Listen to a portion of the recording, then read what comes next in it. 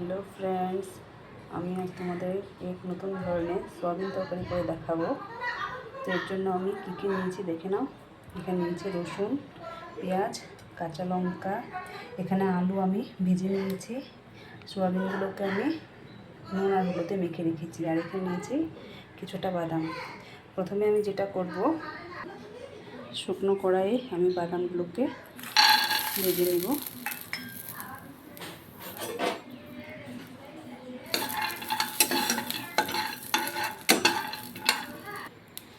বাদামগুলো আমার ভাজা হয়ে গিয়েছে, এগুলোকে তুলে নেব। বাদামগুলোকে আমি তুলে নিয়েছি, এবার একটু ঠান্ডা হওয়ার জন্য রেখে দেব। ততক্ষণ কড়াইয়ে বাকি জিনিসগুলো আমি ভেজে নেব। এবার আমি দিয়ে দেব তেল,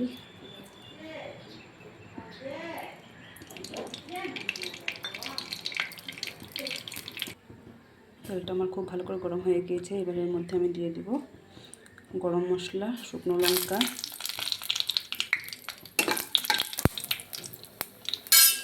আর এর মধ্যে দিয়ে দেব পেঁয়াজগুলো দিয়ে আমি হালকা নাড়াচাড়া করে নিয়েছি। এবার এর মধ্যে রসুন আর কাঁচা লঙ্কা দিয়ে দিব। কাঁচা লঙ্কা, রসুন, উপকরণকে ভালোভাবে ভেজে নেব। পেঁয়াজ, রসুন, কাঁচা লঙ্কা আমার খুব ভালো করে ভাজা হয়ে গিয়েছে। এবার এগুলোকে নামিয়ে নিয়ে একটু ঠান্ডা করে পেস্ট করে নেব।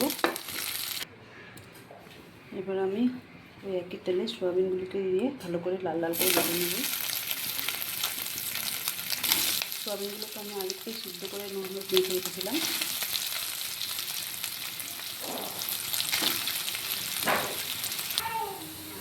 বাদামগুলো আমি যতটা পেয়েছি খোসা ছাড়িয়ে নিয়েছি।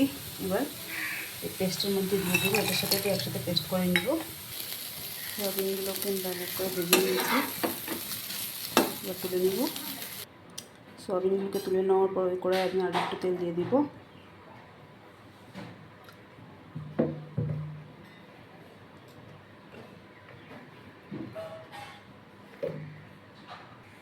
তেলটা আমার গরম হয়ে গেছে। এবার ফোড়নে দিয়ে দেবো তেজপাতা, গোটা জিরে। এবার আমি এর মধ্যে দিয়ে দেবো পেস্ট করে রাখা।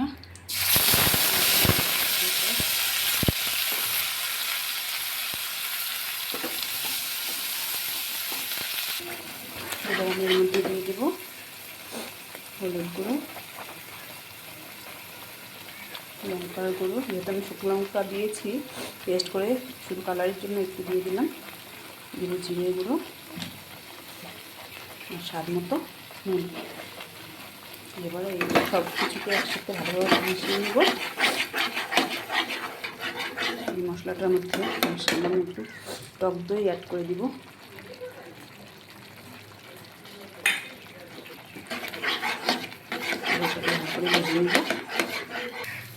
মশলাটা আমার খুব ভালো করে ভাজা হয়ে গিয়েছে, মশলার গা থেকে তেল ছেড়ে দিয়েছে।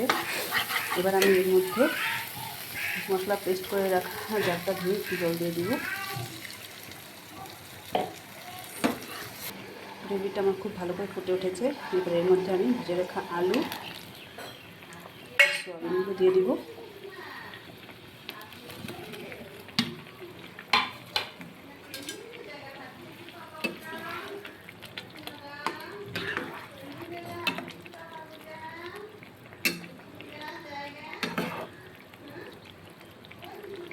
এবার 5 মিনিটের জন্য ঢাকা দিয়ে দিব। তো ফ্রেন্ডস, আমার সয়াবিন তরকারি হয়ে গিয়েছে। এবার এর মধ্যে আমি কাসুরি মেথি দিয়ে দিব, এতে করে খেতে আরও ভালো লাগবে।